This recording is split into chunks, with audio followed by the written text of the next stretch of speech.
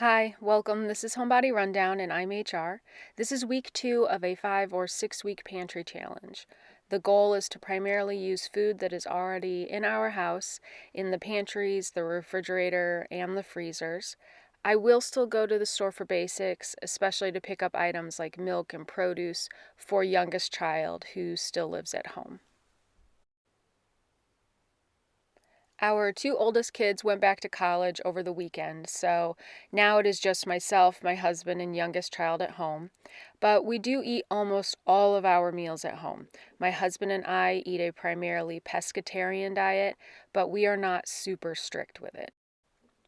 I won't be showing all of the food we eat, like leftovers or quick snack type things, but for the most part, I'm showing all of the food that I cook and bake over the week.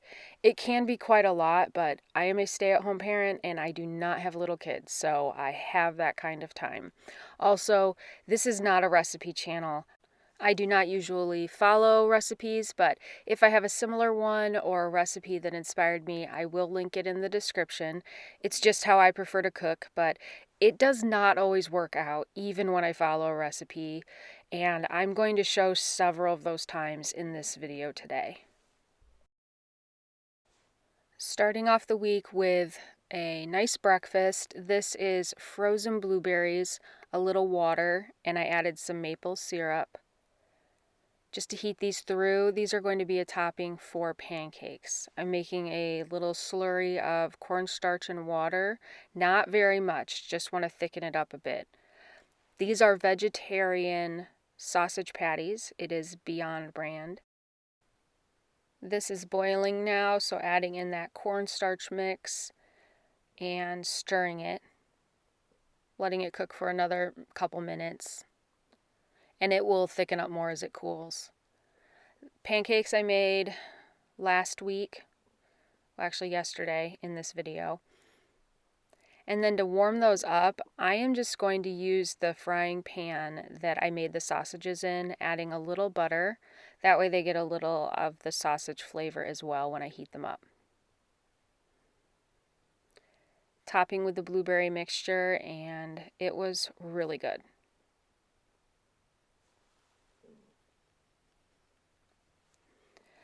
This is going to be a leftover rice recipe.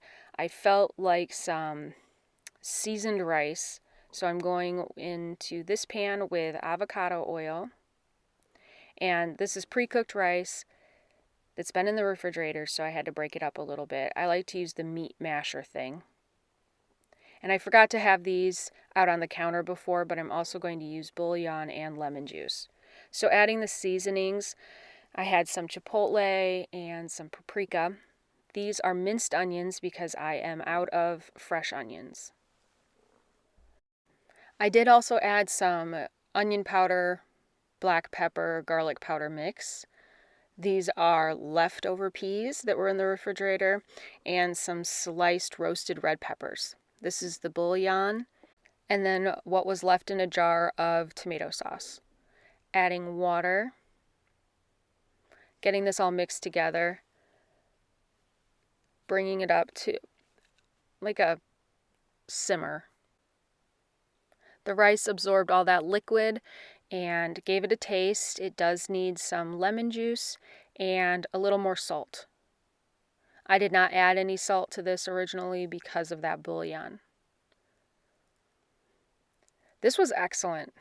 I ate most of this myself over 2 days. Tonight's dinner is a lot of refrigerated and freezer products. There's some vegetarian corn brand chicken, crescent rolls from Trader Joe's, spinach from Whole Foods that's frozen. Also going to make some instant mashed potatoes and gravy from a mix.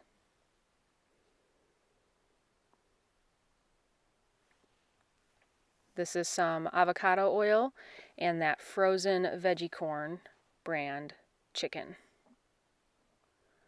More avocado oil in this pan with the frozen spinach. For seasonings on this, I'm doing roasted garlic, black pepper, onion powder, garlic powder mix, and this mushroom umami seasoning from Trader Joe's.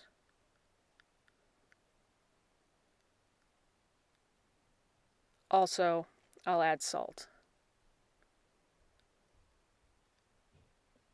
And as this cooks, I will keep tasting it, and it may need some more oil as well. For the seasoning on the veggie chicken, it is salt, onion powder, garlic powder, black pepper. Keeping it pretty simple on this. Okay. I sped up this footage because it took me almost a full minute to get the wrapper off of this. I do not know what my problem was. Usually the hard part is opening the can, but you're going to see here, that was not my problem. It was just getting the labels off. Because right here, it just popped on its own. So, yeah, I don't know. It was special. This may be the first time that I have bought the Trader Joe's crescent rolls, and, they were kind of the same as all of the in a can crescent rolls that you buy. Which means they were pretty good. For the gravy, because we were not huge fans of it when I made it last time, I'm going to add a little more seasoning, just a small piece of the bouillon cube because it's so salty. I'm going to use a small piece of that in this water along with some onion powder, garlic powder, black pepper. And if it is too salty, I will add more liquid.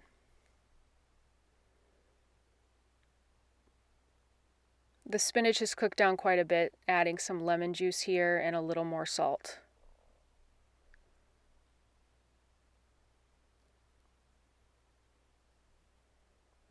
Obviously, this is from frozen, so it does put off a lot of steam, so you need to be careful of that. Making the instant potatoes.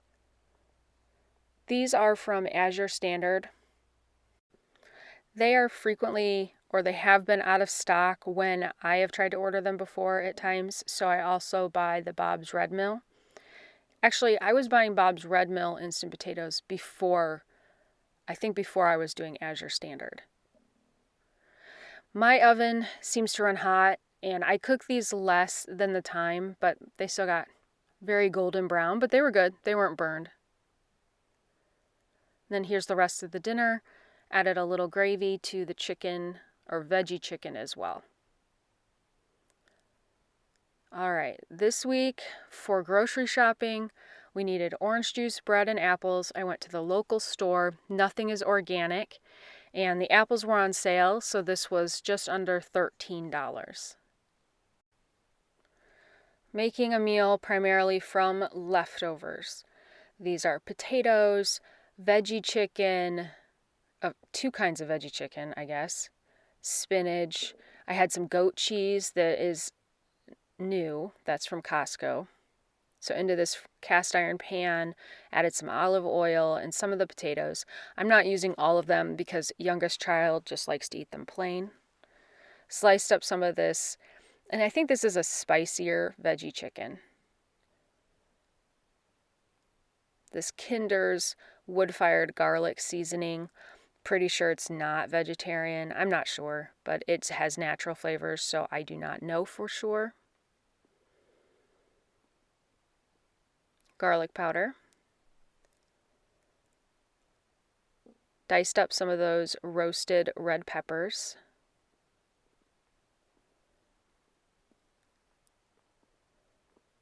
And already cooked spinach from dinner last night. Then got the goat cheese out of the packaging and crumbled it up with a fork. Adding this over the top, and then I'm going to put it under the broiler for a few minutes. This was very good. And I may have added a little more salt. I think a very long time ago I made a chocolate chip cookie in a cast iron frying pan. But it's been so long, I can't really remember how I did it. So I thought I would try it again today. I am just going to use my normal chocolate chip cookie recipe. I didn't look up anything special. And I'm just going to put some of the dough into a cast iron pan to bake. And look at this butter. It's just living its best life, caught right up on that mixing blade. It was not coming off. I even tried speeding it up. That's better. So this already had shortening and butter, and I'm adding in brown sugar and white sugar, an egg, and vanilla. I will link a similar chocolate chip cookie recipe in the description. Dry ingredients. And usually when I make cookies, I replace some of the white flour with whole wheat flour, and I'll add some flax seed just to give the cookies more fiber and iron. But today I am sticking with just the white flour, so it will be a softer cookie. I'm not really sure how much to put in here. I'm just picking a thickness and going with it.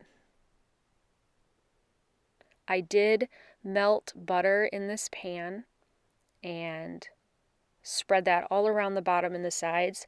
My goal is that if I wanted to, I could just pop the entire cookie out as one, so it could go onto a cake platter for display, so it would look nice if we used it for a birthday.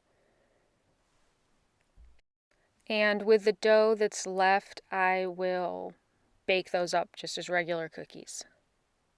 I put the cast iron cookie in the oven for 15 minutes. That seemed to be a good amount of time for my oven, and the color was pretty. I think in the future I'm going to modify this chocolate chip recipe to use less shortening and more butter to get a flatter cookie. Maybe with crispier edges. Okay, this is kind of a weird one.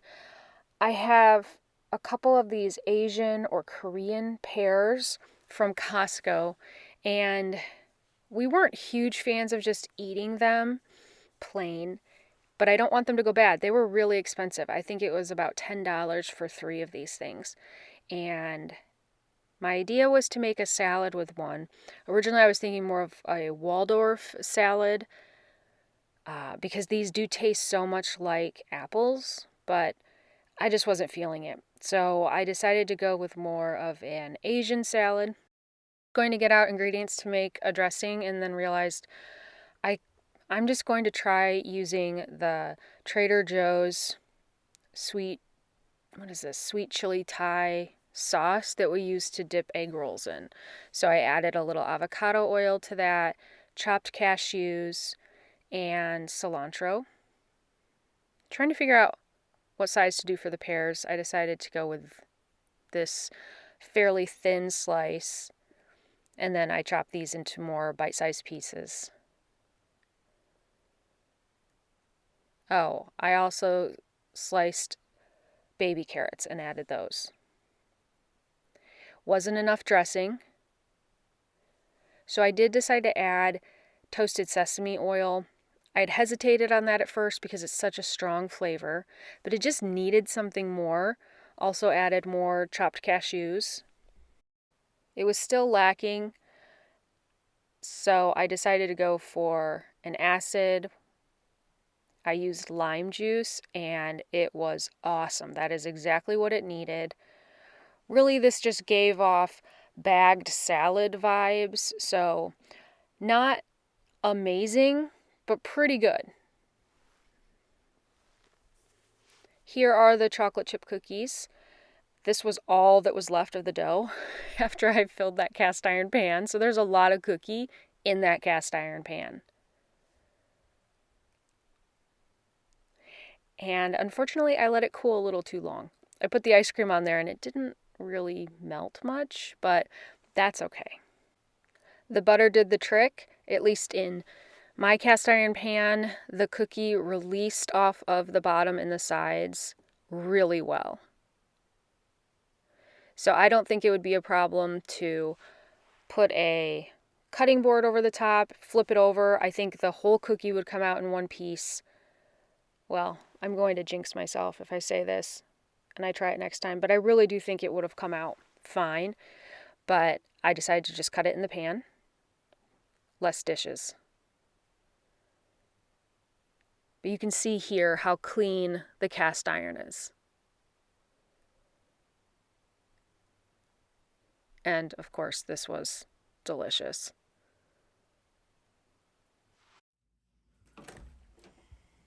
I need to refill the oatmeal container I keep in the kitchen. I eat oatmeal probably 5 or 6 times a week lately. It's really been my thing. I order it from Azure Standard in a large 25-pound bag and put it into these 5-gallon buckets. I have these pricier Gamma Seal lids. These are a separate purchase. They do not come with the buckets. But they are worth it if you have it in the budget. I do recommend them. They make opening these pails so much easier. But if you care about the color of the lid, I would not recommend ordering those from Azure Standard. I did not realize you just got kind of random colors. That's why I ended up with red and green ones. You may want to order from somewhere where you can specify the color, or it's possible Azure's changed it and you can do that now. I ordered these several years ago. This is a portion of lasagna from the freezer. I'm putting it into an oven-safe Pyrex pie plate because I'm going to warm this up in the toaster oven. For added flavor, this is jarred marinara sauce, and I'll add crumbled goat cheese as well.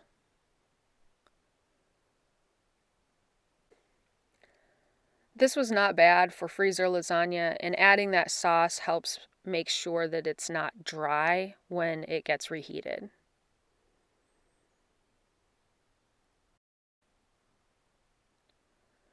Need to refill this container of flour.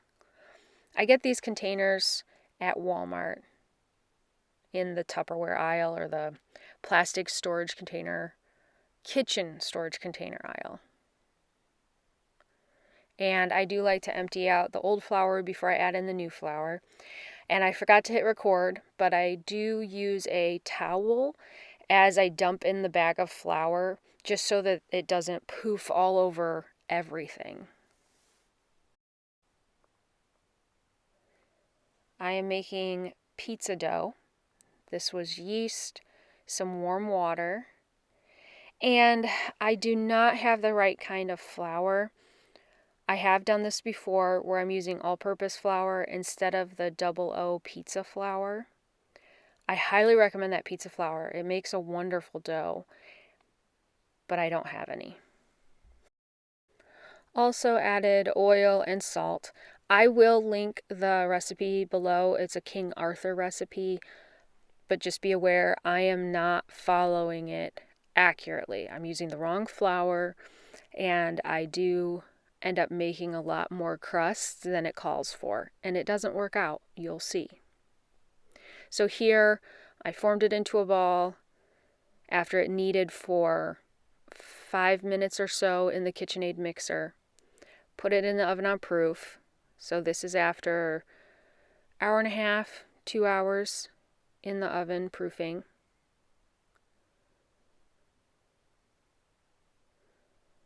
At this point, I'm just dividing it up to make individual crusts. Now, I believe the recipe calls for 2 crusts. That's it. But they're a little thick, so I thought, okay, well, I'm going to make several really thin crusts. So I divided it up into 2 larger dough balls and 3 smaller ones. Back in the oven to proof for another hour or so. So they didn't puff up as much as I expected at this point. But it's fine. I'm going for a round shape this time. I'm going to use a cast iron pan and a baking stone. It's a big round one from Pampered Chef, if you are familiar with that. I probably bought it 20 years ago.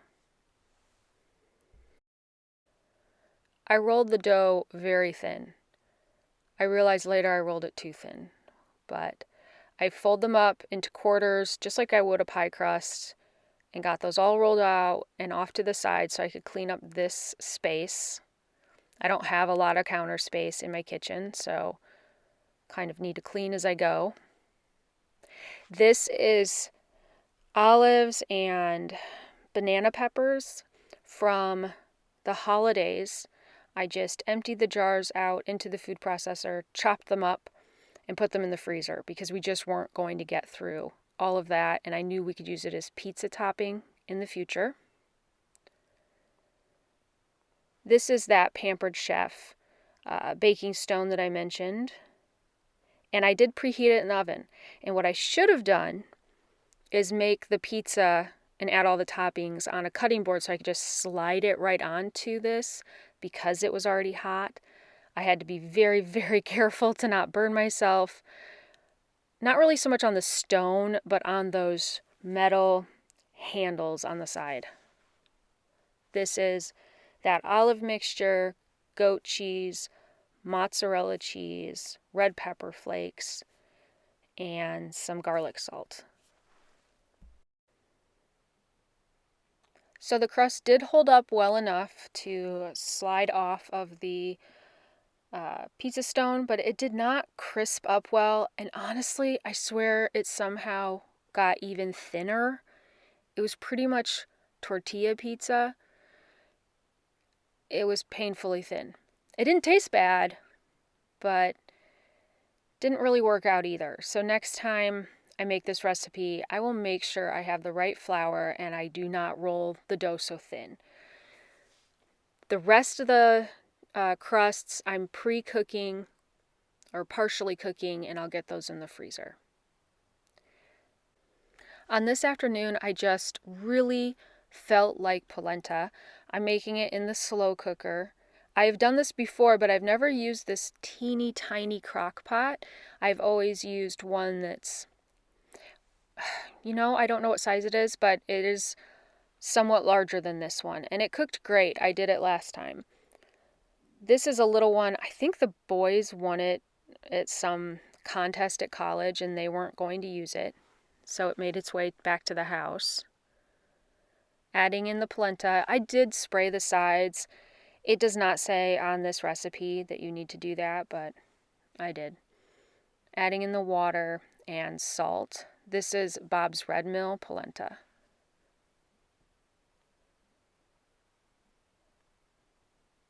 And I'm going to tell you right now, this did not work. I put it on high. I don't think I've done that before. I've usually done like the longer slow cooker time, but I did the quicker slow cook this time, and it just did not work out. This is my favorite feta cheese. It's vegetarian from Whole Foods, and it comes packed in a brine, which I always make a mess of. You can see how it's spilled all over the table. So I cut off just what we need, and I put the rest back into the brine and back into the refrigerator. So tonight I'm making a recipe that I got from a Milk Street cookbook. This is a chickpea and feta patty cake. They said it's their version of a Greek meatball, and they got the recipe or were inspired by another recipe. So I don't really know where to give credit on this one. Plus, I'm not following it. I thought I wrote it all down, but I did not. I don't have the book. I got it from the library, so pretty much all I have are the ingredients. I tried to look it up online, but it's behind a paywall. So all I can say is it's inspired by this Milk Street recipe. I will link the cookbook below. Added in egg, seasonings, and chickpeas. Part of the chickpeas are some that I had cooked myself and frozen. The rest are from a jar of jovial chickpeas. Seasonings included cumin and paprika. I end up adding dried parsley It would be much better with fresh, but that's what I have. The feta cheese is in here, black pepper, salt. And I did see online it needs to be refrigerated. And luckily, I remembered before that I'm supposed to add in some of this tahini yogurt dip that I mixed up first. So I stirred that in with the beans and then got it in the refrigerator. So it's been about an hour, maybe 45 minutes later. I started to make patties and this batter was just way too wet or dough. So I added in some regular breadcrumbs and panko breadcrumbs. And it was much better. The consistency was a lot like a salmon cake when I make those. I put them in this tray and I put them back in the refrigerator for another 45 minutes or so. The time is up on the polenta and it just did not get done. I think this little slow cooker probably just does not have the wattage to cook it. And I'm sure if I looked at the instruction manual, it would have said that. So I'm just getting it into a pot and I'll cook the rest of it, or I'll cook it on the stove until it's done. To this cast iron pan, I'm adding quite a bit of avocado oil and olive oil. This is to fry the chickpea patties. And I am going to overcrowd this pan. I really was originally planning to do 2 batches, but I realized I could squeeze them all into one and I was feeling lazy, so that's what I did. And now I remember why I don't use this lid very often. It is really hard to get it off of this 4-cup measuring cup. Anyway, this is the dip I had made. You were supposed to use whole fat yogurt, and I only had fat-free, so I did some fat-free yogurt and some sour cream, and it set up really thick. Also, it just was lacking some flavor, so I added lemon juice and garlic salt. The polenta is looking much better. And I decided to season these patties. I added black pepper and salt. Added a little more milk to that polenta because it was not done yet, but it had absorbed all of the water. These held their shape really well. I was impressed. Forgot to mention this recipe called for cinnamon, and I kind of liked it. I don't know that I've ever done that before in any kind of a patty, but I will modify the recipe in the future. Also, this dinner was super weird. I should have just made rice to go with this. The polenta and chickpea patties was a weird combination. This is going to be a leftover tomato products kind of sauce to go with this whole wheat pasta. I picked this up at Whole Foods, and it's really affordable. I do salt the water. This pasta, though, being whole wheat, does take a lot longer to cook. Into the pan, I'm adding olive oil, Italian seasoning, red pepper flakes, roasted red peppers. This is leftover tomato sauce and marinara sauce. Onion powder and garlic powder. Let that simmer for a few minutes while I'm waiting for the pasta to get done. And I'm just adding some of the pasta into this sauce. And a little pasta water so it's not too thick. And the rest of the Parmesan from the freezer. This was really quick to come together and lots of flavor. This is a really random group of foods for tonight. Again, this is a flatbread that I make using this chickpea flour from Bob's Red Mill. The recipe is on the back. I've made it once before and hubby loved it. Adding in some kidney beans, and these are sweet potatoes that I made in the crock pot. It looks like in October. And I'm sorry, I'm not adding those things to the bread. I'm just adding them to the dinner. All the dry ingredients are in here, and it says you can add herbs. Fresh herbs would probably be amazing, but I have dried herbs, so added some dill. And I noticed that the dill I have is getting pretty old, so I need to think of some other ways to use that up. I was supposed to preheat the pan before I oiled it. Totally missed that step, so it was not preheated. Also roasted some cauliflower. Poured the batter in the cast iron, got that in the oven. Heating up the sweet potatoes with butter, onion powder, garlic powder, and black pepper. Also salt. Drained and rinsed the kidney beans, heating those up with oil and seasonings. Flatbread's done. And it does not stick to the cast iron much at all. I really think you could take the whole thing out and put it on a cutting board, but once again, I'm just trying to avoid making more dishes. This is what the underside looked like. Was not overdone. And here's a plate. We are running low on milk, so I am mixing some up from powder. And I had gotten down to the last bit in the jar of the powdered milk. So I'm trying to mix up 6 cups, and that's maxing out this blender. I'm sure if I read the instructions, I should not put this much liquid in it, but it's not hot or anything, so I think the most damage it may do is make a mess. I buy the whole milk powder from Azure Standard and just add water to that. I like to make it in the blender. It really incorporates the two together and there are no lumps. It did okay. It came out the top a little bit, but nothing crazy. I needed that milk for blueberry muffins, which I'm getting put together here, and also broccoli soup, which I want to make on the same day. For the muffins, I replaced some of the sugar with maple syrup, and I used frozen blueberries in this recipe. I have all the dry ingredients in the mixer with the whisk attached. Adding in milk, egg, canola oil, and the maple syrup. I also added flaxseed to this.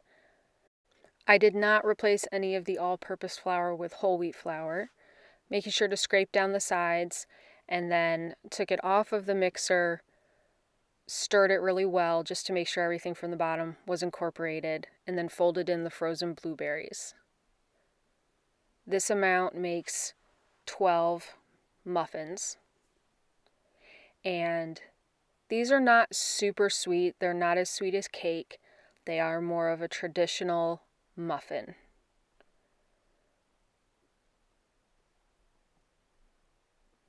They baked really well and were delicious. Now for the final meal in this video. This is a broccoli, cauliflower, cheesy soup. I'm using frozen broccoli, the cauliflower I made yesterday. This is roasted garlic that I pulled out of the freezer, and shredded cheese that I also pulled out of the freezer. Into the pan, I have butter and olive oil and mushroom umami seasoning. Letting the butter melt. Whisking in all-purpose flour, and we'll stir that until there are no more lumps. Part of the roasted garlic, maybe a tablespoon, and a smaller amount of the vegetable bouillon. Whisking in the whole milk that I mixed up from the powdered milk. Adding that in batches until it's smooth. And I did not add in all the milk yet. I wanted to get the broccoli in here and the cauliflower before it was really hot. Now I'm adding in the rest of the milk. I'm guessing this is about 5 cups of milk. The broccoli is partially defrosted, So I'm going to let it warm up enough until it's completely defrosted, but the liquid is not hot yet. And then I'm getting the stick blender. This is a KitchenAid stick blender. I really like it. It's not loud, or not nearly as loud as the one I had before, which was didn't cost nearly as much. I think it was a Mueller that I bought off of Amazon. So blended the broccoli and the cauliflower when the liquid was not boiling hot. Like, you could really burn yourself if you did this when it was boiling. Now I've tasted it, added more seasonings, and I don't blend it to the point where there are no pieces of broccoli. There are some broccoli and cauliflower still in this. And I forgot to hit record. I added about a cup of the shredded cheese. This is my bowl. So this still has a big piece of cauliflower in this bite. Then here's a bite that's just more broccoli. This was excellent. My husband really liked it. And I like to divvy stuff up into serving sizes. It's just easy to get out of the refrigerator, take the plastic lid off, and put it in the microwave and eat it right out of these bowls. Felt like a weird week for meals. Very random stuff. I think next week I want more cohesive things like casseroles or items that really make sense together, but I did use ingredients and seasonings in the pantry that I haven't used in a while, and there was nothing so weird that we didn't eat it. Next week I want to make apple bread, probably salmon cakes, and rice and beans will be in there as well. Hope you have a wonderful day, and thank you for watching.